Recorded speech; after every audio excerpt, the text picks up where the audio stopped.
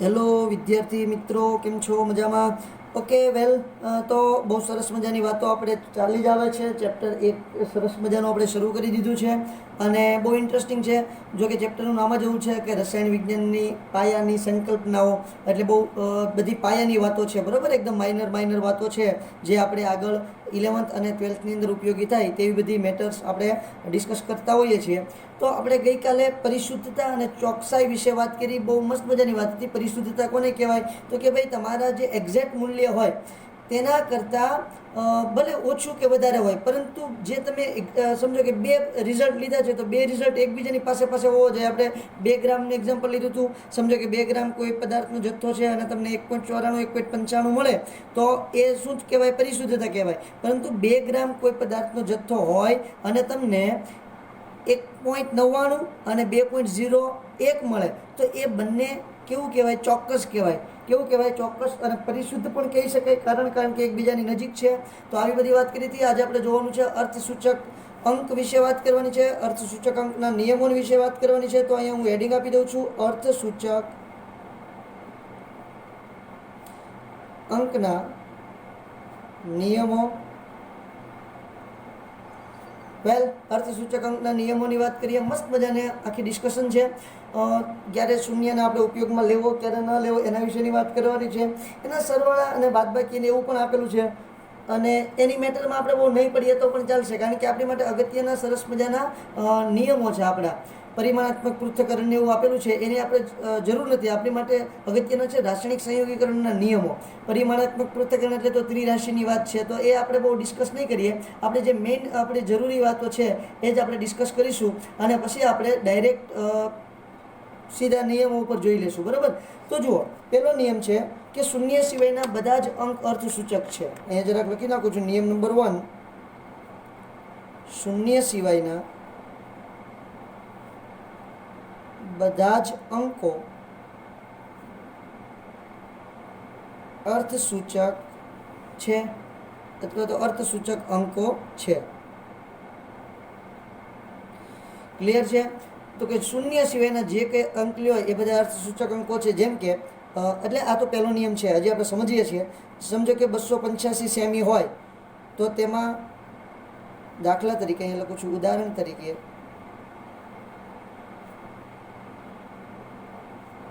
285 semi છે, તેમાં 3 અર્થસૂચક અંકો છે. 1, 2, 8, 5. તેમાં 3 અર્થસૂચક અંકો છે. ક્લિયર?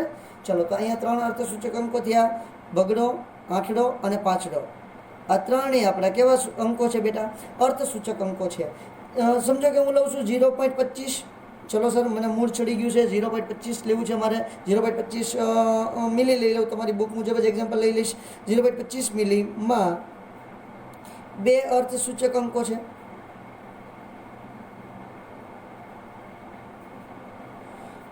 બે અને 5. આ પોઈન્ટ પહેલાંનો શૂન્ય છે એ આપણો અર્થસૂચક અંક છે નહીં. ક્લિયર? તો સાહેબ, શૂન્ય ક્યારે અર્થસૂચક અંક હોય કે હોય જ નહીં? આ તો એકલું બિચારીને કાઢી જ નાખવાનો? ના, એ પણ અર્થસૂચક અંક હોય છે. એની માટે આપણે સમજીએ છીએ નિયમ નંબર 2, શૂન્ય સિવાયના અંકની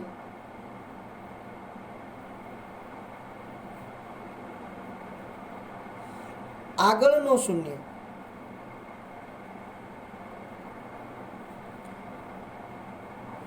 અર્થસૂચક, શૂન્ય સિવાયના જે અંક છે એની આગળનો જે શૂન્ય હોય છે તે અર્થસૂચક હોતો નથી, બરાબર? આવા શૂન્ય માત્ર શું કરે છે? આવા શૂન્ય માત્ર દશાંશ ચિહ્નનું સ્થાન દર્શાવે છે. આવા શૂન્ય માત્ર દશાંશ ચિહ્નનું સ્થાન દર્શાવે છે. ઉદાહરણ તરીકે 0.03. એમાં અર્થસૂચક અંક કેટલા છે? માં અર્થસૂચક અંક 1 છે. માત્ર કેટલા છે? 1. એ કોણ છે? 3. આ શૂન્ય છે બંને, એ બંને શૂન્ય અર્થસૂચક નથી. એટલે કે તમારું જો પોઈન્ટ પછીનું કોઈ શૂન્ય હોય અને એની પછી અંક હોય તો અંકની આગળ જો શૂન્ય હોય ને તે આપણો અર્થસૂચક અંક બનશે નહીં. બરાબર છે. જેમ કે આપણે બીજું ઉદાહરણ લઈએ 0.0090. ઓકે, અહીંયા આપણે 98 કરી નાખીએ કારણ કે હજી પાછળ શૂન્ય નથી લેવો. તો જુઓ આમાં અર્થસૂચક અંક કેટલા છે? માં અર્થસૂચક અંકો કેટલા છે? 2, 9 અને 8. આ એક પણ શૂન્ય અર્થસૂચક અંકમાં ગણીએ નહીં. ત્યાર પછી નિયમ જોઈએ છે 3. સમજાય છે મિત્રો? આઈ હોપ કે બધાને ખબર પડતી જશે અને બહુ સિમ્પલ છે. આમાં કોઈ વસ્તુ એવી અઘરી છે જ નહીં. આ તો બધા કહે છે કે સાયન્સ અઘરું હોય છે. ના બાપુ ના, બહુ સહેલું હોય છે. ત્રીજો નિયમ, શૂન્ય સિવાયના 2 અંકોની વચ્ચેના શૂન્યને અર્થસૂચક ગણવામાં આવે છે.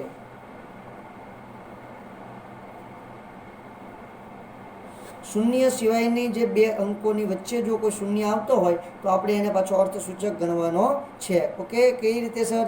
તો ઉદાહરણ તરીકે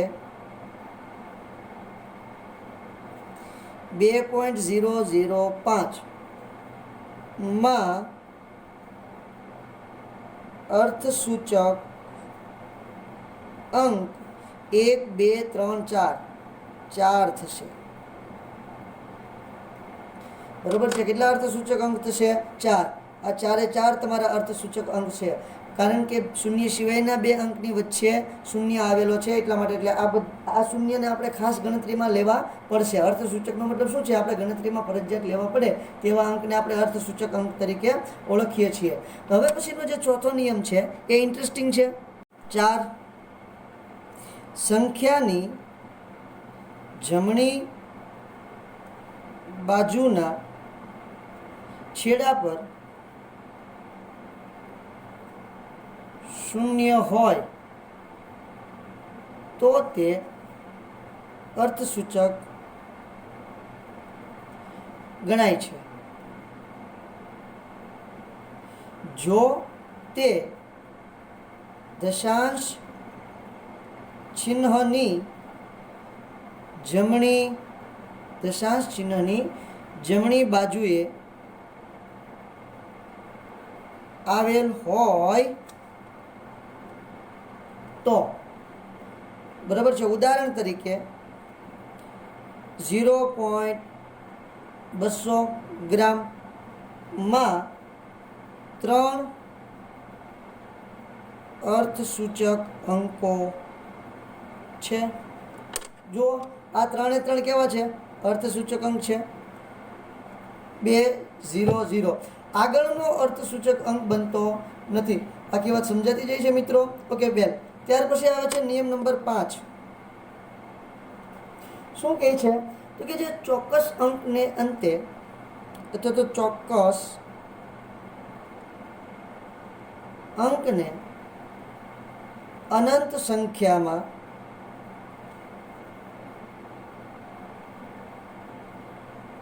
અર્થસૂચક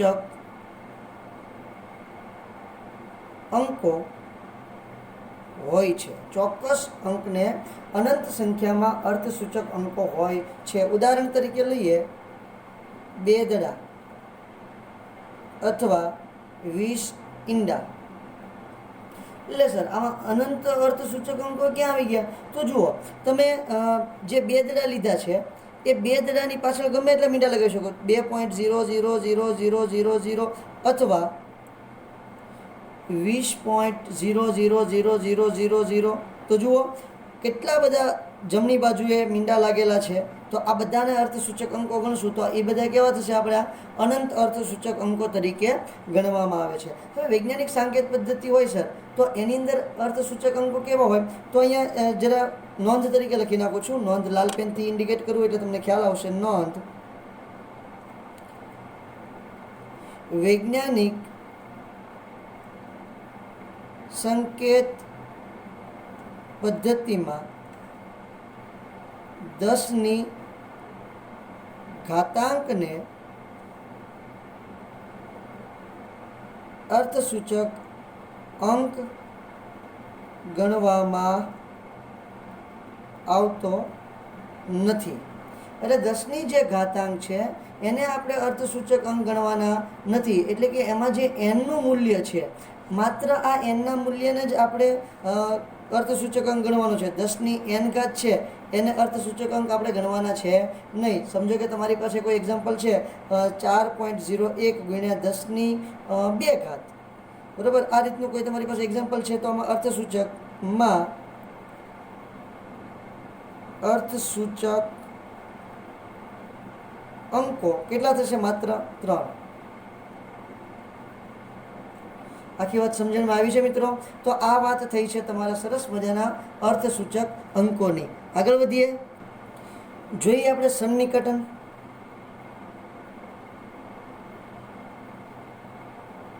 શું હોય છે સન્નિકટનમાં? તો જો ઘણી વખત તમે સાંભળતા હો છો કે પાછળ અંક 5 હોય ને તો આપણે એની આગળ એક વધારી દેતા હોઈએ. તો હવે ક્યારે આપણે આગળની સંખ્યામાં એક ઉમેરવો અને ક્યારે એક ન ઉમેરવો, એને આપણે સામાન્ય રીતે સન્નિકટન કહેતા હોઈએ છીએ મિત્રો, બરોબર છે. તો જોઈએ છીએ આપણે સરસ મજાનું સન્નિકટન. કઈ રીતે સન્નિકટન દર્શાવવાનું હોય છે? તો જુઓ, એના પણ 3 નિયમ છે. આ 3 નિયમને ભણીએ પછી આપણે નેક્સ્ટ લેક્ચરની અંદર સરસ મજાના રાસાયણિક સંયોગીકરણના નિયમ ભણીશું, બરાબર. આપણે જે તમારી ચોપડીની અંદર ટોપિક આપેલો છે પરિમાણાત્મક પૃથ્થકરણ, એની કંઈ બહુ આવશ્યકતા છે નહીં. પરિમાણાત્મક પૃથ્થકરણ એ ત્રિરાશિ ટાઈપનું છે અને એ આપણે પછી પણ શીખી શકીએ. મતલબ કે ભાઈ જ્યારે ભણતા હશું ત્યારે ભણતા એને એક્ઝામ્પલ આપણે જોતા જશું અને આપણને સમજાતું જશે. અને એ જે એ જે પરિમાણાત્મક પૃથ્થકરણ જે છે એ પૃથ્થકરણ સામાન્ય રીતે આપણે જે આગળ શીખ્યા ને 10ની 1 ઘાત હોય, 10ની 2 ઘાત હોય, 10ની 9 ઘાત હોય, એટલે 10ની -9 ઘાત હોય ત્યારે નેનોમીટર હોય, બરાબર છે. 10ની 6 ઘાત હોય ત્યારે માઇક્રોમીટર હોય. તો એને આધારે સન્નિકટન થતું હોય. એના આપણે એક્ઝામ્પલ જોશું એટલે આપણને ખ્યાલ આવી જશે. ક્લિયર? તો આપણે આને માટે જે સન્નિકટન છે, સન્નિકટન માટેના 3 નિયમો છે, 3 નિયમોનો જરાક અભ્યાસ કરીએ. તેમાંથી હું પહેલો નિયમ લખીશ કે જો જમણી બાજુનો સૌથી છેલ્લો અંક 5 કરતાં વધારે હોય, જો જમણી બાજુનો છેલ્લો અંક 5 કરતાં વધારે હોય તો તેની આગળના અંકમાં 1નો વધારો કરી છેલ્લા અંકને દૂર કરવામાં આવે છે. ક્લિયર મિત્રો? છેલ્લા અંકને તમારે શું કરી દેવાનો? દૂર કરી દેવાનો. જેમ કે તમારી પાસે કિંમત છે, દાખલા તરીકે 6.346. તો હવે તમે જોશો તો છેલ્લો અંક જે છે 5 કરતાં કેવો છે? મોટો. તો તમારે શું કરવાનું? આગળના અંકની અંદર 1નો વધારો કરી દેવાનો. તેની કિંમત દાખલા તરીકે 6.346, તેની કિંમત 6.35 થશે. તેની કિંમત કેટલી થશે? 6.35. ક્લિયર થાય છે? જો 6 કરતાં ટૂંકમાં 5 કરતાં અંક મોટો હોવો જોઈએ. બીજું એક્ઝામ્પલ લઈએ. ઉદાહરણ તરીકે 9.2658. વેલ, અહીંયા છે 5 છે, કાંઈ વાંધો નહીં. આ છેલ્લો અંક, જમણી બાજુનો છેલ્લો અંક છે, તો એની કિંમત કેટલી થાય?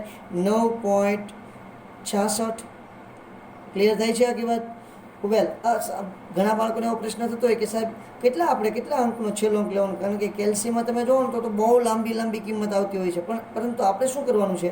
પોઈન્ટ પછીના 2 થી 3 આંકડા લેવાના હોય છે. સામાન્ય રીતે જો લોગ જોવાનો હોય તો 4 આંકડા લેતા હોઈએ છીએ પોઈન્ટ પછીના, નહીંતર 2 થી 3 આંકડા ઇનફ થઈ જાય છે. ક્લિયર? એટલે આપણે તમારો જે જવાબ આવે છે ને એ નિયરલી જવાબ આવતો હોય છે. ક્લિયર? ચલો બીજો આપણે જરાક જોઈએ છીએ. વેલ, સરસ મજાનો બીજો નિયમ જોઈએ. જો જમણી બાજુનો છેલ્લો અંક 5 કરતાં નાનો હોય તો તેની આગળના અંકમાં 1નો વધારો કર્યા વગર છેલ્લા અંકને દૂર કરવામાં આવે છે. ક્લિયર થાય છે મિત્રો? ઉદાહરણ લઈ લઈએ. દાખલા તરીકે 3.285 4.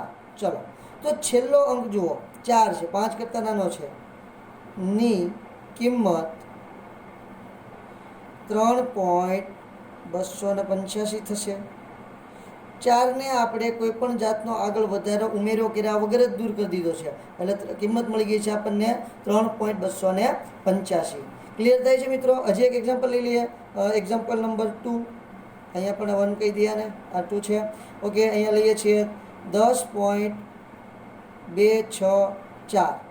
વેલ, 4ને 3 રાખીએ, નહીં એમ થાય દર વખતે 4 જ લઈ છે સાહેબ. ચલો, 3 લીધું છે, તો આની કિંમતની કિંમત 10.26 થશે. આગળના અંકમાં કોઈ પણ જાતનો વધારો કર્યા વગર મેં 3ને દૂર કરી દીધા. ઓકે, વેલ, ત્રીજો નિયમ છે. હવે સાહેબ, આ તો 5 કરતાં વધારે હોય ત્યારે ઉમેરવાનું, 5 કરતાં વધારે ન હોય ત્યારે આપણે નહીં ઉમેરવાનું. પણ એક્ઝેક્ટ 5 હોય ત્યારે અમારે શું કરવું? જ્યારે જમણી બાજુનો, અને આ પોઈન્ટ પછીની જ વાત થઈ છે મિત્રો, પોઈન્ટ પછીના આંકડાની જ વાત થઈ છે. પોઈન્ટ પહેલાંના આંકડામાં તમે આવું કરી શકશો નહીં. પોઈન્ટ પહેલાંના જે અંકો છે એને તો આપણે રહેવા જ દેવાના છે, બરાબર? પોઈન્ટ પછીના જમણી બાજુના અંકોની વાત થઈ છે. જ્યારે જમણી બાજુનો છેલ્લો અંક 5 હોય ત્યારે જો તેની આગળની કિંમત, એટલે કે જો તેની આગળનો અંક લખીએ, આગળનો અંક બેકી સંખ્યા હોય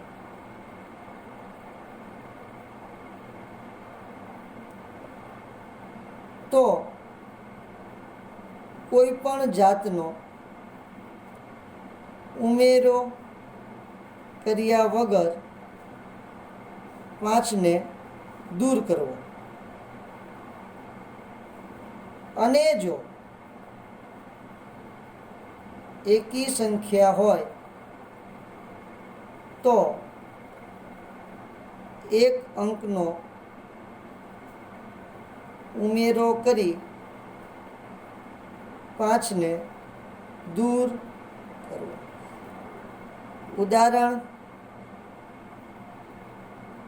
ઉદાહરણ તરીકે 7.285, એક્ઝેક્ટ 5 લીધા છે મિત્રો. જો 7.285 ની કિંમત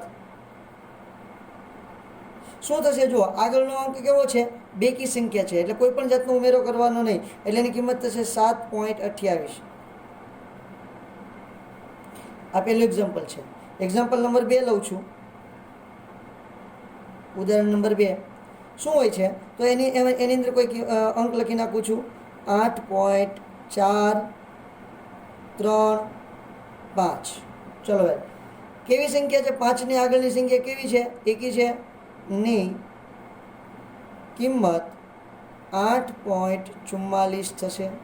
તો આ 3ની અંદર મેં એકનો ઉમેરો કરી નાખ્યો, એટલે શું થઈ ગયું? 4, અને પછી 5ને દૂર કરી દીધો. તો આ સન્નિકટન માટેની સરસ મજાની વાત છે. હવે પછી આપણે રાસાયણિક સંયોગીકરણના નિયમ ભણીશું મિત્રો. પરિમાણાત્મક જે પૃથ્થકરણ છે એ આપણે એક્સરસાઇઝ જોઈશું આ ચેપ્ટરની, ત્યારે પણ હું તમને સમજાવી શકું એટલી સરળ હોય છે. ક્લિયર? ચલો વેલ, તો એટલે સુધી રાખીએ. Thank you.